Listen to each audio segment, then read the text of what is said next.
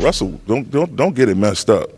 Russ is one of the best players our league has ever seen, and there's still a ton left in that tank. I don't know why people tend to try to write him off. I'm going to approach him like I do every player I've ever encountered. What up, everybody? It's your boy Hoop Jargon back with another video. If you take a second to like, comment, subscribe, hit the notification bell, please. And as you know, we're almost close to 2,000 subscribers, and this channel is nothing without y'all, man. So thank y'all so much for the support up until now. Let's run those numbers all the way up, man. I want to get to 3,000 subscribers by the end of the year. But if you do that small thing, you help for a big cause. So I appreciate you in advance. So right now we're going to talk about Darvin Ham, his first press speech, talking about the usage of Russell Westbrook. So without further ado, I'm going to let Darvin Ham talk, and I'll come back in. I'll holler at y'all in a second. You know, a lot has been made about his fit with LeBron, and we didn't see it a ton last year with injuries, but how do you see those three working together? How do you see Russ fitting? And I guess more, you do see him here, I guess, based on the way you're talking. Absolutely. I mean, just our running habits. And Russell, don't get it messed up. Russ is one of the best players our league has ever seen, and there's still a ton left in that tank. I don't know why people tend to try to write him off. I'm going to approach him like I do every player I've ever encountered.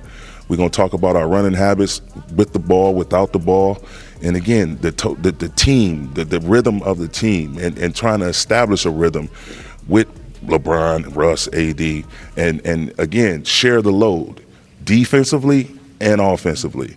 Defensively is where you're going to see us make our biggest leaps and bounds. We have to commit to the defensive side of the ball, or we don't have a chance to do anything. The offense won't even matter if we don't get stops. Now listen, man, I love Darvin Ham like cook food. From back in his days at Texas Tech, you know, Hoop Jargon is a fellow Texan, so I appreciate all Darvin Ham was as a basketball player and has been as an assistant basketball coach for his tenure in the NBA. And I understand this is his first job, so you want to come in, you want to make a good impression. You talk about defense. You talk about Russell Westbrook being one of the best players in the NBA. But my retort is, what does that have to do with the price of tea in China? Meaning this, Russell Westbrook was one of the greatest. Yes, he was. I cannot take that away from that man. But as it stands right now, he is 33 years old, will be 34 in November, meaning at the time of the start of the season, Russell Westbrook is not the same player, right? Russell Westbrook last year put up 1977, and I preached this. Oh, Lord have mercy. I must be hungry. I preach this all the time. Stats do not tell the story. Russell Westbrook put up 1977 respectfully this year. I'll give him his flowers. I'll give him that. But shooting 29% from three-point range, shooting .667% from the free throw range, and then with those 7 assists came 3.8 turnovers. So you're not getting efficient play. And we saw it. I mean, do I need to really go down into it? Defensive. Oh, my God. Like, LeBron doesn't play defense. Westbrook doesn't play defense. And as I point out in the live, respectfully, they were in the mid-400s in their defensive rank. So neither one's playing defense. And I'm not even going to put this on LeBron because this is a Westbrook-centric post. But Westbrook, you're not giving the – so let me put it this way. At least LeBron is giving you 30 points per game in a higher production.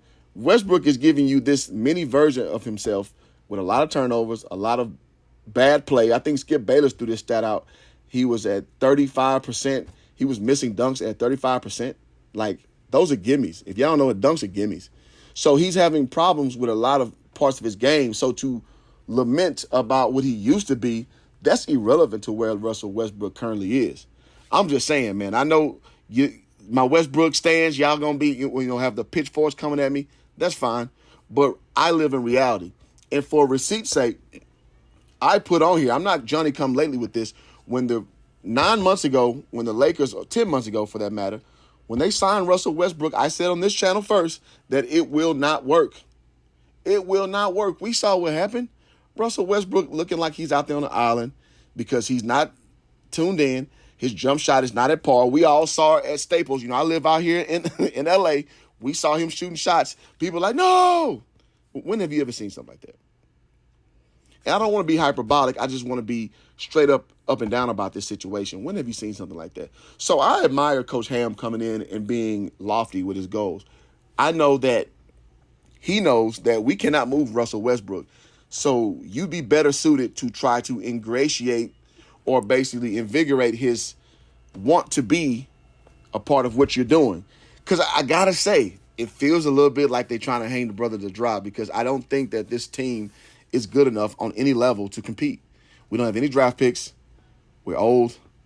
And now you got to go get more expiring contracts this following year, or veteran deals for that matter.